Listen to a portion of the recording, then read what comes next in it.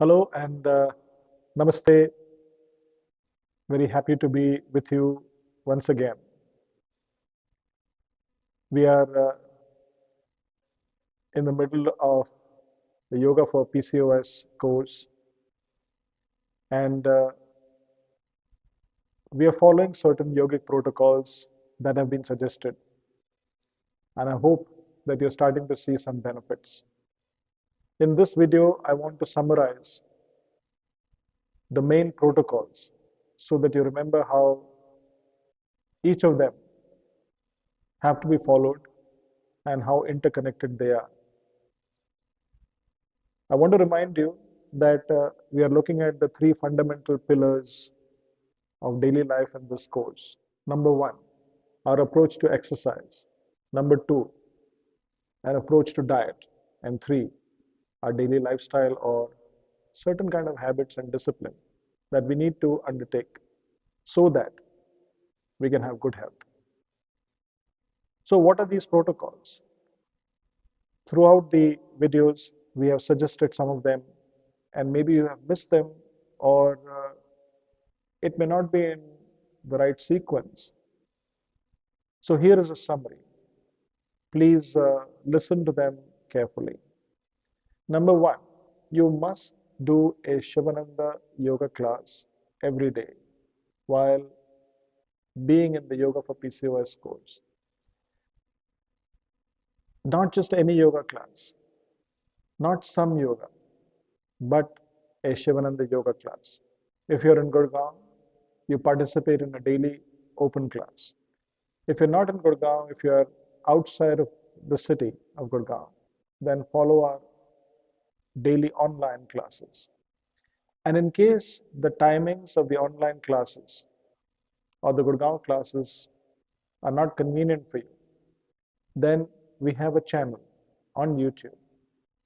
You can undertake to practice from any one of the videos that have been uploaded for your convenience. So protocol number one is you must do a yoga class every day, and not just any yoga, you must do a Shivananda class. The Shivananda yoga class is magical, and it is a wonderful mix of pranayama, asanas, Surya Namaskar, relaxation, and even meditation. You get all-round exercise. You get wonderful approach to breathing, and it greatly reduces stress. So for all good reasons,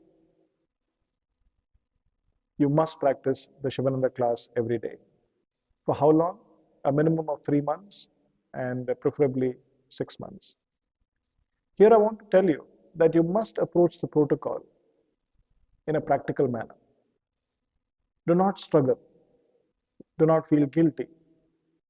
Do not undertake too much. Just take it day by day. Do what you can do comfortably. So if you can manage 5 days in a week, do that in the beginning. If you can manage 4 days or 3 days in a week, do that in the beginning. But remember, you must scale up to practicing a yoga class for at least 1 hour, 7 days of the week. That is when you're following the full protocol. But there is no hurry and there is no pressure. Second, you have to be vegetarian. Of course, as part of a yoga program, this is quite obvious. But also, there have been many suggestions. There is a lot of data, there's a lot of evidence, there's been a lot of research in the past 15 to 20 years that a high animal protein diet induces all kinds of growth and imbalances in the human body, especially if you have a sedentary lifestyle. So it's very important to know that during the course, we ask you to be vegetarian. How long?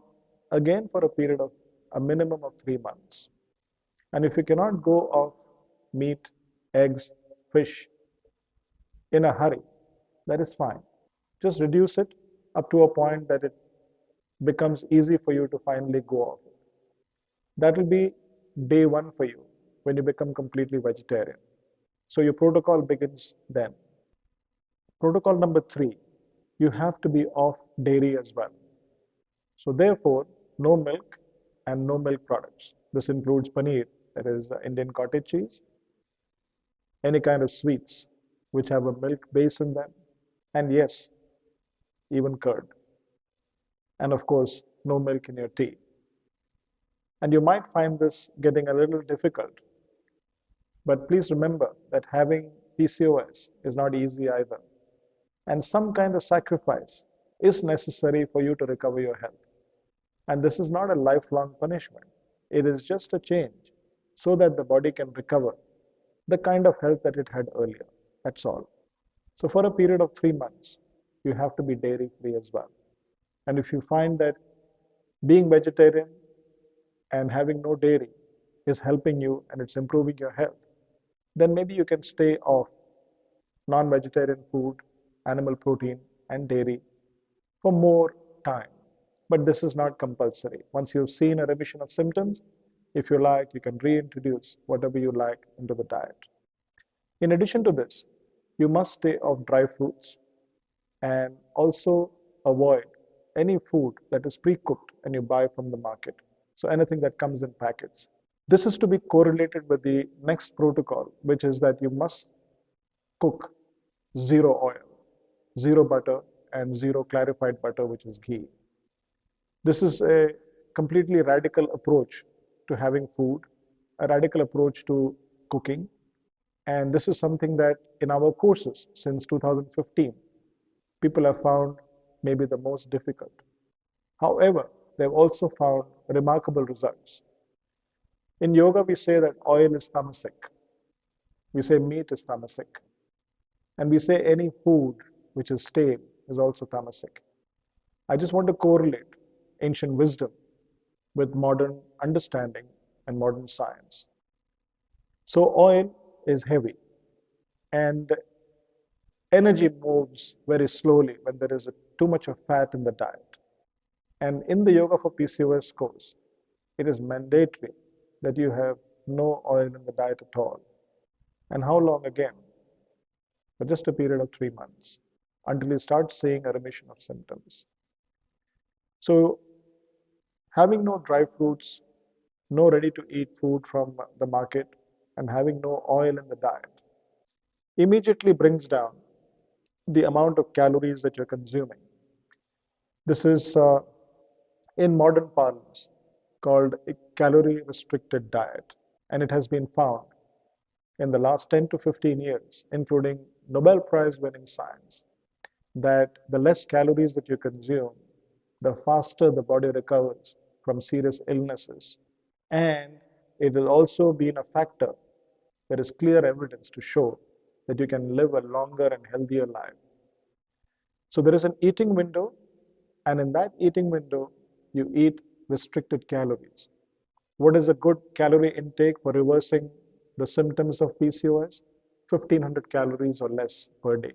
And this can be only achieved by following the protocols that I've just suggested as far as the diet is concerned. 1500 calories means you will have to have vegetarian food, you will have to stay off dairy, you have to stay off dry fruits and nuts and seeds, and you have to stay off pre-cooked food which you can buy from the market. These are all high calorie foods, and definitely you must stay off oil, butter, and ghee. The next protocol is that you must have your dinner, the last meal of the day, by 6 o'clock. 6 p.m. is the cutoff for any food. This has also been found to be one of the best ways to very quickly heal your body, that you're giving a period of rest to the digestive system. It is said that all diseases emanate from our gut, our stomach.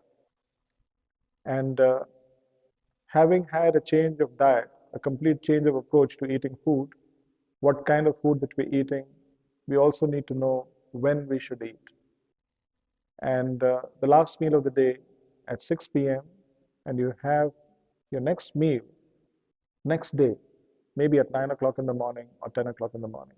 So you're giving your stomach a period of rest for at least 12 to 14 hours maybe even 16 hours. You will find that your body is becoming very light, your mind is becoming very clear, the stress is reducing. You will find that you're able to sleep much better.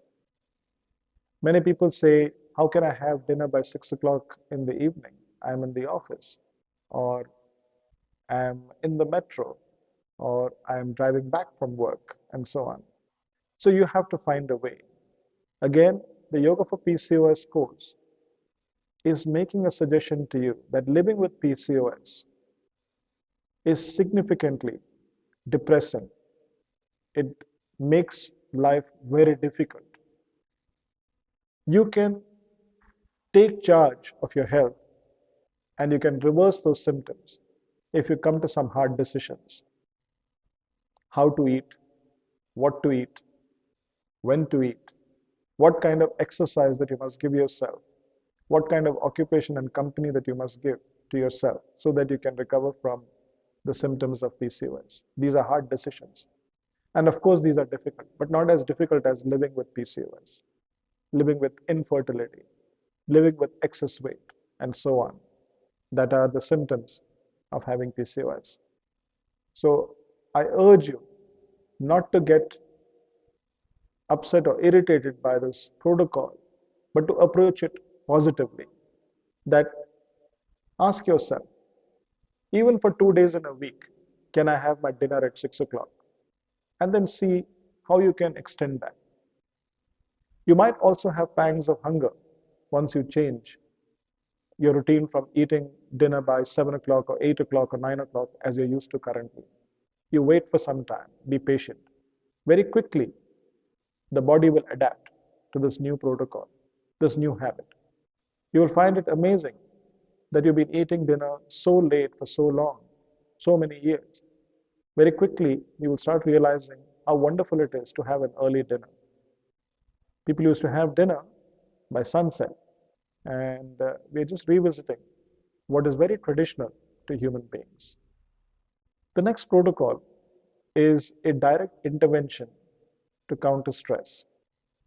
Many people find it difficult to meditate.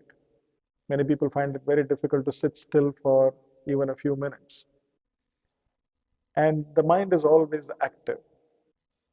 Always the question is, how can I reduce tension? How can I reduce stress? How can I calm down?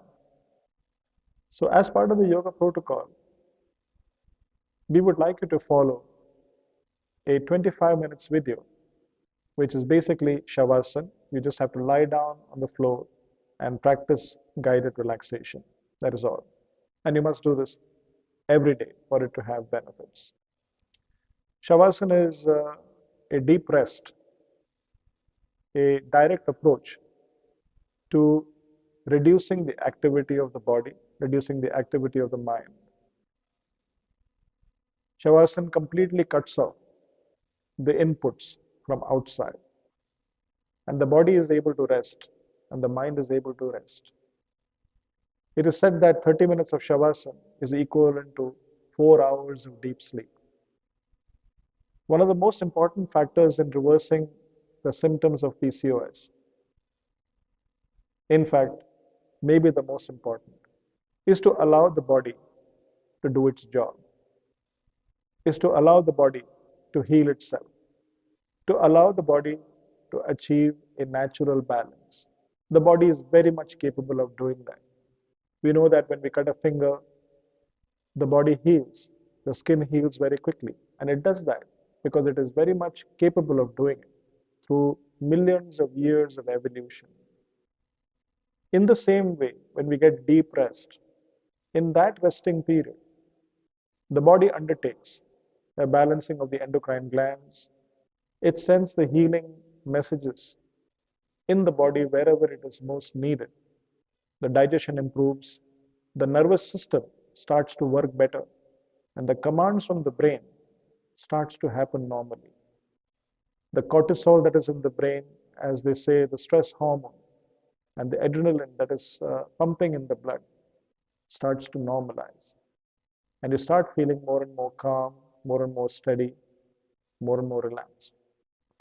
Shavasana makes you feel more balanced. There are less disruptions in your daily life after you practice Shavasana, which is very good for the hormonal system.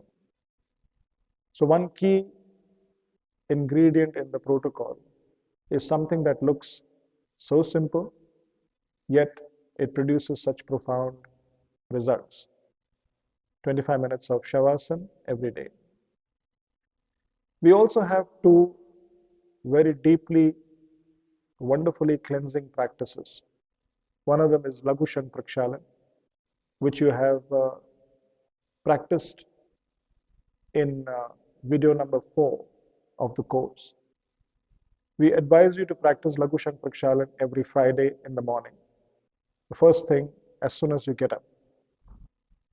Why Friday? Well, there is no specific reason which is like rocket science, but you're heading towards the weekend, and if you practice Laghu Prakshalan on Friday, chances are that you would like to have a clean Saturday and a clean Sunday without too much of mischief as far as eating is concerned or drinking is concerned. But on a more serious note, Laghu Prakshalan completely cleans the digestive system, and therefore when the digestive system resets, it is able to digest, absorb, assimilate, and utilize the food that we are giving to the body. This is a fundamentally, dramatically opposite approach to what we currently follow. Nutrition is not maybe what we eat, but nutrition may be what the body utilizes. And maybe the reason why we have PCOS is because the nutrition that we expect the body to absorb and utilize, the digestive system is so weak that it gets flushed out and the body is not able to get the nutrition, and therefore we have PCOS. So when we practice Laghu Prakshalan once a week, the digestive system gets the reset that it needs. And then you go back to eating some light food during the day on Friday, and then continue that on Saturday and Sunday. And connected with Laghu Prakshalan on Friday, the fruit fast or the fruit and vegetable fast on Monday. It is possible that the weekend is indisciplined. Saturday and Sunday, maybe you have eaten too much or you've had too much to drink, and then again the toxicity has built up. Chances are that you've been pretty much good with discipline as far as eating is concerned, and maybe you've had good rest. All the more reason why on Monday you should undertake something which is wonderful for the human body, which is to fast. We know that every tradition in the world encourages fasting. It is not just in one part of the world, but all over the world in different cultures. There is a very evolved tradition of abstaining from food and drink. And in yoga, it is nothing different. So on Monday, we have, let us say, a lighter version of a very strict fast. We ask you to just eat fruits. Or if just eating fruits is difficult, then you can have fruits and maybe some boiled vegetables. You can add salt, and you can also add some lemon juice to make it more flavorable for your palate. What the fruit fast will do is, again, very quickly help the digestive system to become normal. Because this food is much lighter than the kind of food that we are normally giving our digestion. And therefore, when you start eating normal food on Tuesday, you will realize that you're having a normal kind of hunger, which maybe you have missed for years. And the food tastes so good on the palate, in your mouth, in your tongue. And you also have a wonderful appreciation of what is on the table, what is on the plate. So that is the protocol for fruit fast.